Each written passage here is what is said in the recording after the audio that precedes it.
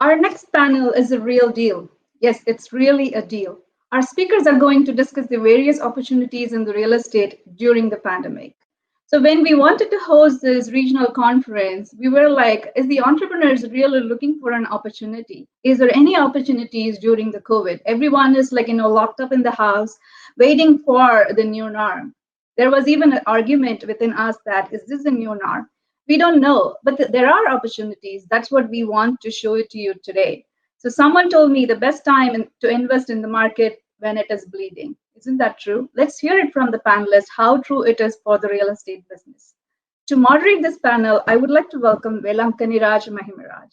Raj is a core committee member of ATEA PA chapter, lives in Downingtown, PA with his family.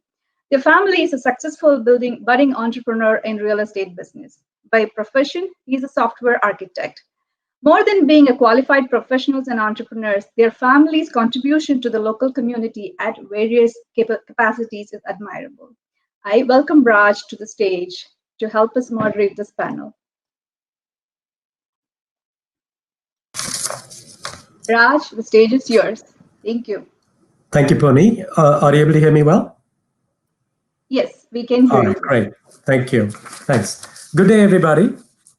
Our panel is titled The Real Deal, Real Estate Investments During Pandemic.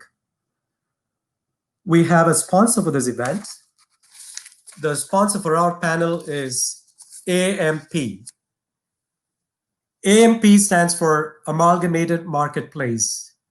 It's a startup from Tamil Nadu, India, which is a core retail ecosystem, first of its kind globally.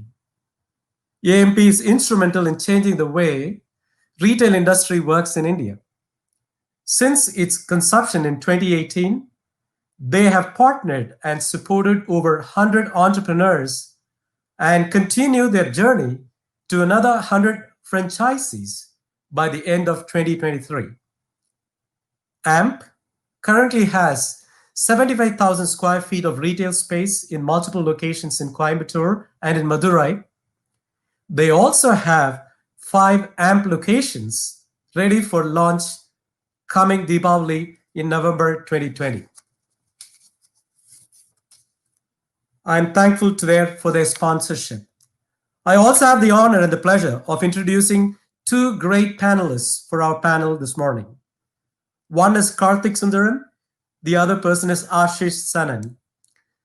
Karthik Sundaram is the CEO of Purple Patch, a B2B digital marketing agency based in Silicon Valley, and has pioneered the buyer-aligned customer journey for B2B products and services for his clients. He's also, trust me, he's also a licensed pilot, and he's a proud previous owner of a Diamond DA-40 aircraft. He used to fly it on his own. He's a seed investor in numerous startups and has exited successfully in the past. He currently owns a real estate portfolio of rental investments throughout this country and more specifically on the West Coast in California. The second panelist for today is Ashish Sanan. Ashish has been in technology and real estate for the past 20 years. He lives in Silicon Valley. Ashish co-founded Wealthy Mind Investments for his love and passion for real estate and also to help busy professionals like you and me to build their passive income streams and to diversify their portfolio outside the stock market. His company focuses on repositioning large commercial real estate assets, focusing on apartments, typically 100 plus units, utilizing light value added strategies in growing business and landlord-friendly markets. With that, I'm able to present and happy and present before you Karthik Sundaram and Ashish Sanan. Karthik, go ahead. The stage is yours. Good morning, folks. This is Karthik. Thanks, Raj, for the introduction. So way back in 2005, 2006 timeframe, the BART, which is the Bay Area's rapid transport, started the movement to actually fund an extension into the city of Antioch. And for people outside the Silicon Valley area, Antioch is about 40 miles north of the San Ramon area. And when the BART started moving that side, I saw an opportunity to actually think about what would happen if it directly connected to the city, which is the city of San Francisco. And much to the distress of my wife, who definitely thinks that I don't do anything well, which is not far from the truth anyway, I went in and bought a townhome apartment over there for a ridiculous price that was on a foreclosure, just on a whim. I said, this could be something, and we just see what happens. And guess what? In 2012, BART opened, and the city of Antioch literally went off the charts in terms of real estate value. From there was no looking back. So I've built a fairly decent portfolio of rental income properties, not necessarily at the scale that I would like to, but given where it is, that has been beaten the stock market year over year in terms of returns, as well as in terms of appreciation of the asset. So from my point of view, investing in a real estate portfolio gives you two big advantages. One is the asset itself appreciates, and two is, if you're doing rental income, the asset is being paid for by somebody else's rent. And in that principle, I've been expanding my portfolio. We have a couple of multifamily housing buildings. We have quite a few rental properties out here, and I think I'm more than happy to share my insight and what works and what doesn't work in these kinds of situations. And I'll look forward to your questions. Thanks. Sure. Thanks, Karthik. Ashish, go ahead, please. Thank you, Raj, Purni, and the organizers. I think about a fantastic event. Good morning and namaste, everyone. My name is Ashish. I live in Silicon Valley with my wife, teenage son, and daughter. And it's been 20 years in Silicon Valley. Prior to that, I was in New Jersey. And I started my career in tech space, just like busy professionals attending this conference. And from one contract or one company to Merrill Lynch to startups in Silicon Valley, just kept going on. And then I started a company also for some time, which Karthik and I, we met a few years ago, interestingly, and exited that company. I was a minority partner there. And throughout this time, what I realized that it's like a rat race. Then the 2008 financial crisis hit. Mm-hmm. And what happened? Most of the money in 401k, it vanished. And the money I was investing or looking at the stocks, that was all gone. I was relying on it, and I thought that, this is the money that I'm saving for the future. Mm-hmm. And it all vanished. Then I started looking at opportunities as to where should I put this money in? And real estate, my family, my maternal, paternal, all have been in business. So I thought, let me start buying some real estate. So I looked at short sales and foreclosures back in 2011. That's when it started appearing in the market. Again, it's not easy to pick up these foreclosures and short sales, but I was fortunate enough to pick one after another and started investing into them. As Karthik rightly pointed out, I almost doubled up the money within a span of like 3 to 4 years, because market just started going up after that. And then I realized that it's not easy to scale up. California real estate has been very expensive, and you need a lot of cash actually to invest and buy real estate. And the pace is really slow to build a portfolio. Now, what do you do when you have a limited cash and you're looking for bidding, getting into the bidding wars with other people here? Fast forward to a few years ago, my friend and my partner, Alex, where we met each other in Merrill Lynch back in 2001. We've been constantly, exchanging ideas, attending conferences, and educating ourselves to see how people are doing it. Because you cannot wait to accumulate $1 million to buy a large real estate portfolio. So then what are the options? So you do a group investing, a syndication. You pool up resources, pool up knowledge base, and guess what? Attend conferences like this one. Pick up a mentor and follow them. Listen to the advice, how people are doing it. Listen to their journey. So that's what we started doing. We started small. We started traveling. We started traveling to Denver. We started traveling to Vegas. We started traveling to Dallas. And we are attending all kinds of real estate conferences where people come up and then they talk about, how they are doing it. And we started investing in ourselves. We started learning, how do we do this? And we started investing on the commercial portals, the CrowdStreet platforms too. And some of the deals, not every deal we started making money. There were some bad deals out there. And what happened was we were not talking to the people who were the promoters. We were not seeing them, meeting them face to face, and finding out these deals and learning about them as to how they are doing these investments. That was a turning point. That's what actually taught us how to do this. And we started investing like 4 or 5 years ago, and we got some bad deals out there. And we learned that we have to be out there meeting with people and get started. And fast forward to 2019, Alex and I, we started Wealthy Mind Investments. This has been a great journey, a lot of learning experience. And Arun also mentioned that, learning, you learn from your kids, you learn from your colleagues, peers. And one thing I've always kept intact is you be grateful to the people where you learn from. You go back, keep going back, and then learn from them. And then also graduate to the other mentors who can teach you how to actually move forward in life. And then share knowledge. What I have picked up, we started with the meetups, local meetups. We started with the webinars. We started bringing the CPA. We started bringing the tax advisors. And then we started sharing knowledge with people as to how it benefits busy professionals like us.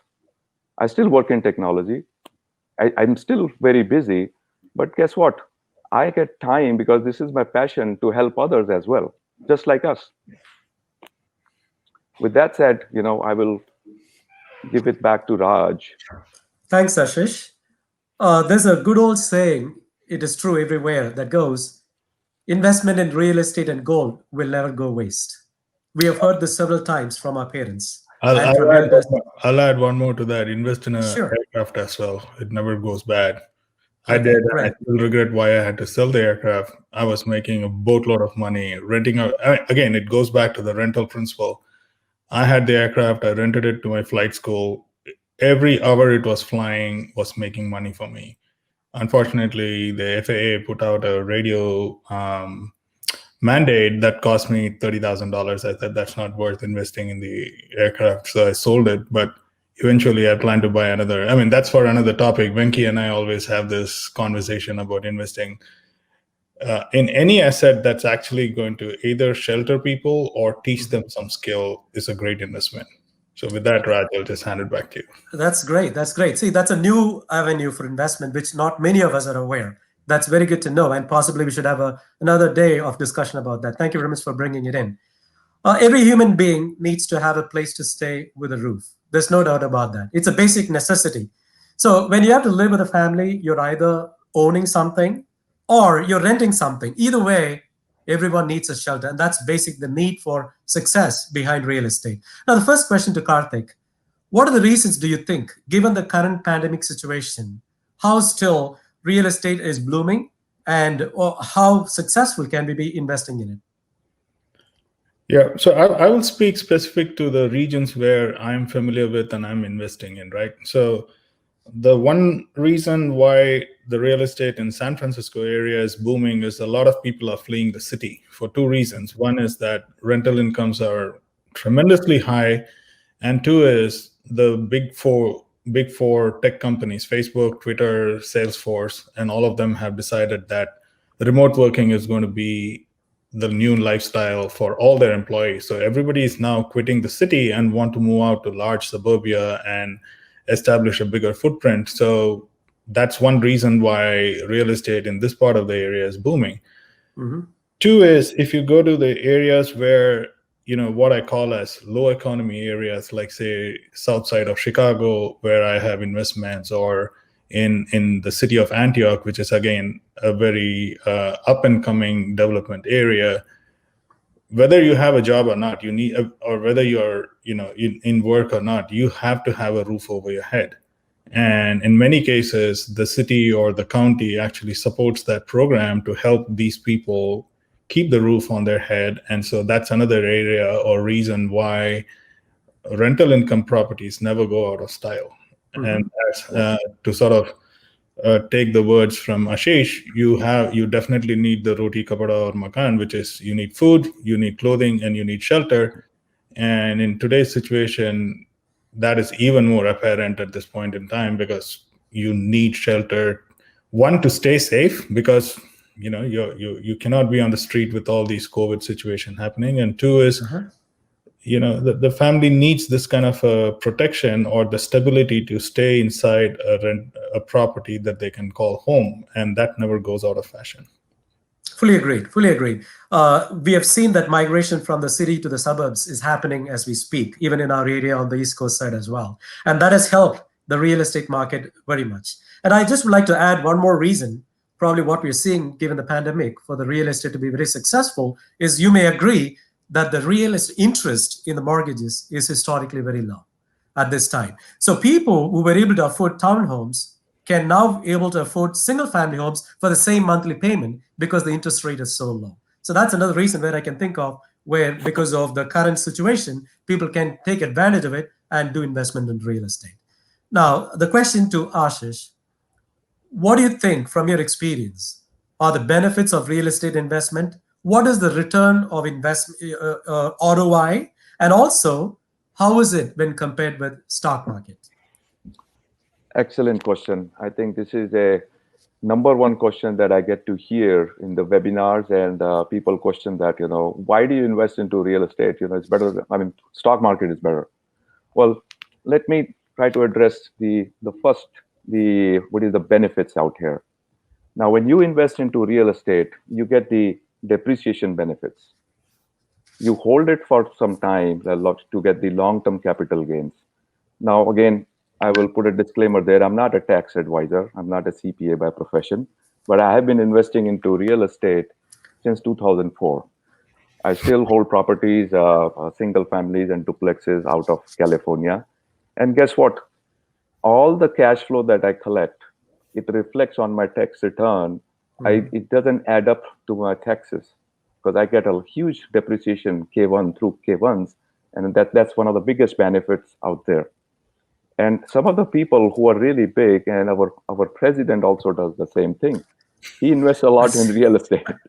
And people question it that, hey, this is illegal. He's not declaring or showing his tax return. But if you look at it, he's not doing anything illegal. Now, again, I'm not here to support anybody, any party or any individual here, but I'm just purely talking about, how does it benefit you if you invest into real estate? Now, the second question, compared to the stock market. I've been investing into stock market through 401ks in past from my previous employers. And I've also been investing, I also have a brokerage account. And when I look back in all these years, 22 years, there comes a time that you have a portfolio, you build, let's say, $100,000. And all of a sudden you wake up and there's a market crash. It is hardly 25,000 left. And we all have experienced that. Would you agree with it? Yep. So what happens when you need money? It's not even there. And what do you have to hold on to? A piece of paper, a statement that says that, okay, you know what? It is in there for long haul. Just hold on to it. Just sit on it. So I sat on that portfolio, and then again, it recovered a little bit. But my gain is what? My gain is in single digit. And as Karthik said that, the real estate portfolio that I have is not only giving me cash, but it's appreciating too. And I'm getting tax benefits. Okay. Right. Great. And there was another third question that I'm missing here. I think you asked me three I was just questions. saying, Yeah, right. The other one was, what is the rate of investment? What's the rate of Return on investment? money. Yeah. So number one is the capital preservation. You be greedy, you start buying when people are selling. But at the same time, our strategy, when I say our strategy, my partner and I, we focus on capital preservation, then the cash flow, and then the growth at the same time, because we don't want to lose capital, right? So I have seen a cash flow, a typical conservative cash flow of about 7 to 9%, and a return, an IRR, which is in high teens, average basis. There are some deals that we also made, home runs are 26%, 28%, and even higher than 30% too. But conservatively in COVID-19 situations, I would say still high 19 is a possibility out there, provided you focus on good deals, larger operators, work with the right group, and a good quality asset. Okay, thank you. Thanks. To a kind reminder to the attendees, in case if you have any burning question, please put it on the chat, and we will give 2 questions turns to ask to the panelists at the end of this discussion. All right. So please go ahead. And I already see certain questions coming out. So stay tuned on that. Going back to Karthik, what are the challenges in real estate investment that you have encountered so far in your career? Again, this is specific to the portfolio that I have, so it's not generic to real estate investment as such. Obviously, because I invest in a rental income property, there is always a few challenges of collecting rental income, but that has always been the state of the market, right? It's not that it's something new that I have faced. So you go into this with your eyes open. You're not doing this to discover that suddenly. And then you need to work with a very good, property manager and the management. And yes, there's no system of, the landlord ever getting to know the tenants and all of that, but you need a property management who has the ability to get personal with their tenants, right? So I have been extremely lucky to find those kinds of people who run some of my properties, and they have been extremely efficient and extremely, I would say very kind to the tenants, in the sense that the tenants actually like them. You need those kinds of property managers, because this is, at the end of it, a people-to-people business, right? If we, like how the keynote speaker said, if we cannot learn from others, then there's no value in doing this, right? This is still a learning business for me. And I've been learning so much from the way my property managers have dealt with, tough tenants, or with people who are going through financial hardship, and so on and so forth. That's been one of the biggest learning for me in this business. And that, I would say, is one part. The second is, obviously, if you're buying a property, like any property, it's going to go through a maintenance cycle. So you need to be prepared for those kinds of issues, unless you're buying a brand new building, which I don't. And in that kind of a scenario, you got to be extremely efficient with your capital to figure out what is it that you want to invest in, and how do you want to invest it in, right? And same thing, the property management is the one that will teach you, because they've been doing this for a living, as to how to manage those properties, how to be preventive before you get to the problem state. So when they say that, hey, this boiler is probably 30 years old or 40 years old, you need to replace it, don't brush it away, because that's a valuable insight that they are giving you, and you got to make a judgment at that point in time as to whether you want to do that now, or you want to do it 6 months later. 6 months later is going to be too late. You may find that one day your tenants are out of hot water, and they could literally sue you. Okay. Right. So you need to be very careful listening to those kinds of lessons from management, so that you really are taking care. If you're not giving to your people, don't expect anything in return, right? It's again the same lesson that the keynote speaker was talking about. So the lessons I learned is give before you want to get. And that is in terms of making sure your tenants are happy, making sure your buildings are in the right, to Ashish's point, preserving capital is also preserving your building. If your building is going to go down in tatters, and when you want to exit that building or that apartment, and you haven't made enough investments in there, you're not going to keep your capital preservation at that point. You're just going to lose it. Yep. right? Valid point. Those are the two big challenges that I have faced. One is being prepared for, maintaining and preserving the investment, and two is maintaining and managing the relationship with tenants.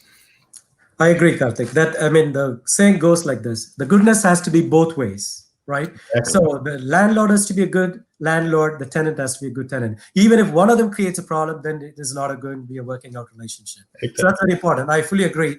Given my experience too, the goodness has to be both ways. That's right. I agree. This is a question to Ashish. Very interesting. This is a live question from the audience. So I don't think so you'll be prepared for this. This is very interesting too. There are two questions. I'm going to ask you both the questions and you can answer in a combined manner. The first question is, what is any location recommendations for investments right now? What would you recommend in terms of locations, right? That's one thing. The second thing, do you currently have any portfolio where you're accepting investments from interested participants? So those two questions. Go ahead, please. Yeah, so let me answer the location question first. Now, we have 50 states here where you can buy properties. Okay. Right? Now, That's right. there's a huge marketplace out there. You can start looking around. Now, where do we invest? Where do our investors like to invest? And why do we invest there? I think that's the whole point here. Uh-huh. The first point that I would like to share is the location. Location has to be excellent. The quality of the asset has to be something that you would like to own. Like, for example, Class A, Class B. Class A are the apartments which are newer and relatively at an excellent location. Class B are relatively older properties. And then when I talk about location, it has to be in the growth markets. When I say growing markets or high growth markets, where the companies are, where the jobs are, where the laws are landlord friendly, they're not tenant friendly. You can raise the rent. I'm not saying disproportionate to the what you can. You cannot raise the enormous amount of rent like in San Francisco it was happening, and then they put a rent ordinance out there. So what that means, landlords cannot raise rents, and they put these ordinances all the time in California. I don't buy any other real estate the multifamily in California anymore. Most of my investments, our investors' investments, are in Texas. It's in North Carolina, South Carolina, Atlanta, Florida, and Arizona at this point of time. We are not looking at any other markets besides the markets where a lot of the people are moving from California and other states and to live here. For obvious reasons, the companies are moving there, the jobs are there, and the population is growing there. So it makes sense actually to invest in these markets. I hope I answered both the questions. Or yeah, right. So there was another one, which like in the live investment, like, do you have any portfolio where you're currently accepting investments from participants? I think that could be a valuable answer. Please go ahead. Yeah, it's a good question. We have currently 3 deals going on. All 3 are fully subscribed, and they all are on target to close within next 30 to 45 days. So to answer that, there is nothing that we are accepting from the new investors. So at the same time, if people are interested to learn more about what the future deals and how do we evaluate deals, you can go to our website and join the investor club on wealthymindinvestments.com. Oh, can you repeat that website, please? That's important for people to know. Sure. wealthymindinvestments.com. Okay. And join the investor club. Great. Okay, thank you. And also set up a call with my partner or one of us, schedule a call with us, and then share your investment preferences. And then whenever there is a deal out there in future, we can share with you. Okay, right. The actual website is also posted on the chat for other people also to see. It is wealthymindinvestments.com, and you become a member of the forum, and they'll be able to answer your questions as well. So we will continue the discussion. There's another question that came about. How long do you think this interest rate will remain low, and is there any way, or how soon can it go up? It's a very interesting question, but I'll add to that. But Excellent. First, I will let Karthik and Ashish take a stab at it, please. Go ahead. Go ahead, Ashish. So going back to the 2008, 9, 10 crisis, when I look back, the number of times that I have refinanced and bought properties, I have not seen high rate of interest ever since then. Okay. And I don't see the interest rates going up significantly in next few years. The government, the feds are still trying to keep it low so that people, it is affordable. The housing is affordable out there. Now, it doesn't guarantee that, it's not going to go up. It may go up, but I don't see that it's going to go up to the point that, it becomes unaffordable for people to buy houses. Okay. I'd like to add to that, right? This interest rate is a factor when it is your personal investment for your primary investment, right? Think about it. But when you're actually doing a rental investment or for income investment, it's a factor of cost of doing business.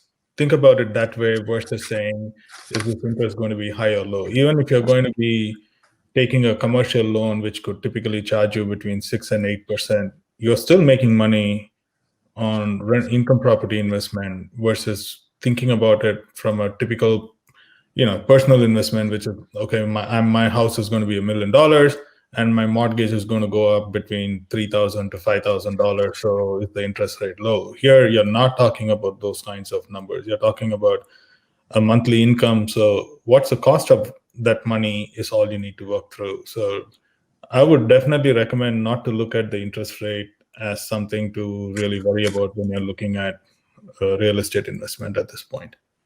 Okay, great. Thank you. Panelists, thank you so much for joining us today. It was a wonderful discussion, and you can see the very beautiful comments in the chat window as well. It was a pleasure having both of you. Thank you for your valuable time. I know everybody is busy, especially you guys are busy in flights and in investments and everything, but still you were able to take time to talk to us. And we learned great things. We learned that no time is a bad time. All times are good times for real estate investments. And we also learned that real estate investments got a lot of tax benefits. And we also got the website wherein we can go and contact for more information. So with that, I would like to sincerely thank our panel sponsor, which is AMP. Thank you, AMP, for this time. And thank you very much for your sponsorship. Thanks, attendees. And back to Pony. Thank you, everybody. Bye. Thank you. Thanks, Raj. Thanks, everyone.